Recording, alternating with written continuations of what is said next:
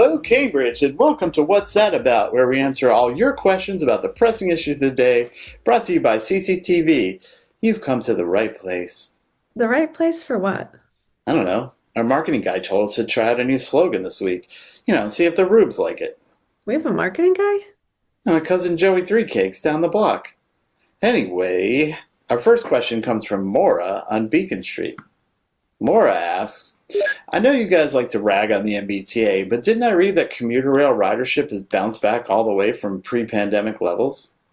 Well, Maura, it's true that the MBTA's commuter rail has done much better than other commuter rails in the country. It has returned to almost 100% of pre-COVID ridership, according to the National Transit Database.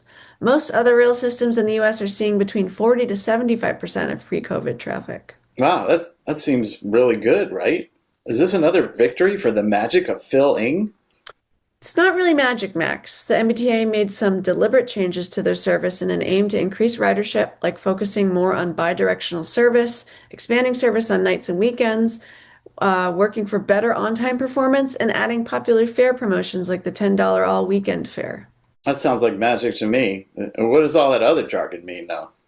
According to the National Academies of Science, the largest improvement in ridership was due to revamping the schedules and the related boost in on-time performance. In the before times, the commuter rail service was focused on peak service, mostly ignoring reverse commuters and shorting potential travel at other times of day. Yeah, it wasn't exactly convenient if you needed to make an emergency run to Salem to replace your healing crystals that had been drained of all their powers by bad spirits, for example. Or, if you needed to go see a doctor. Or that. But now, most lines operate more regularly with at least one train per hour in each direction. As a result, midday and evening ridership is much higher than pre-COVID, and as a side effect of this regularized service, on-time performance has gone up 6 points to 94%. Ridership is up, service is better. A rare good news story for the MBTA. I'm so happy. I love trains. We should have a parade, for the trains. Don't book the duck boats just yet, Max, my friend. Now I know you're not going to tell me something that will make me sad, will you, Julie? Don't harsh my mellow. Unfortunately, it's not all rainbows and unicorns for the MBTA. There's still a number of issues facing the commuter rail system. Like what?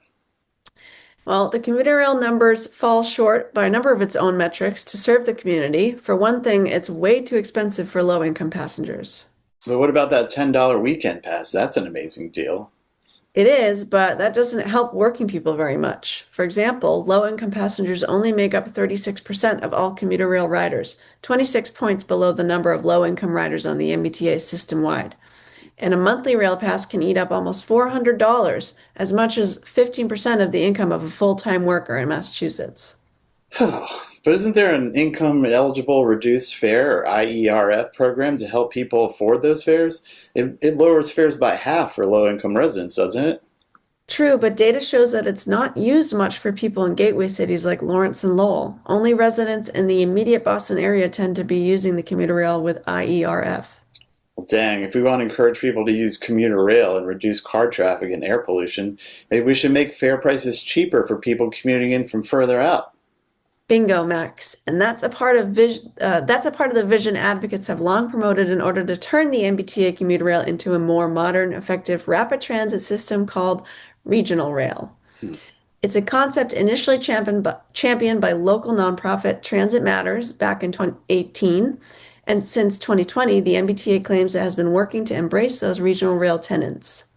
What does regional rail really mean, though, Julie? Is it just like a pipe dream? It's already a reality in cities all over the world like Berlin, Paris, or Tokyo, and it could work here with some political will. The basic regional rail components promoted by the MBTA are 1.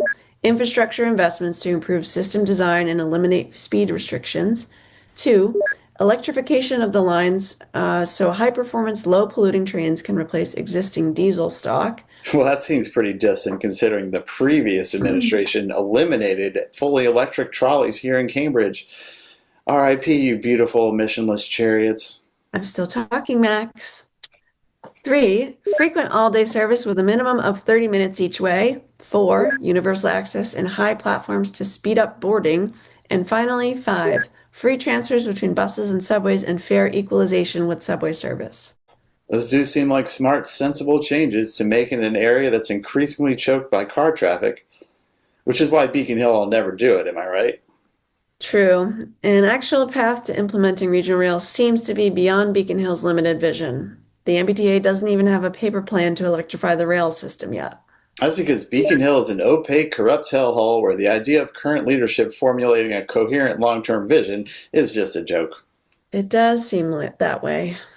Oh well, at least we can celebrate the small incremental gains the MBTA has made over the last few years, and I can look forward to smooth, reliable service this summer as I use commuter rail to go to my favorite areas outside Cambridge. Well, What now, Julie? Have you no mercy? I just don't think we can do a show on the commuter rail right now without mentioning the World Cup. I mean, we could have. I wouldn't have said anything. But go ahead, what's going on with commuter rail service during the World Cup? You mean besides the fact that taking the MBTA to Foxborough for World Cup games will cost riders $80 round trip? That can't be real, can it? It can, and in fact, it is very real. You might even think of it as a bargain because round trip buses from Boston to the games provided by Yankee Line will set you back $95. Holy moly, that seems crazy. But I'm not a big soccer guy, so screw it. The MBTA can charge those Euro trash hooligans whatever they want. It won't affect me.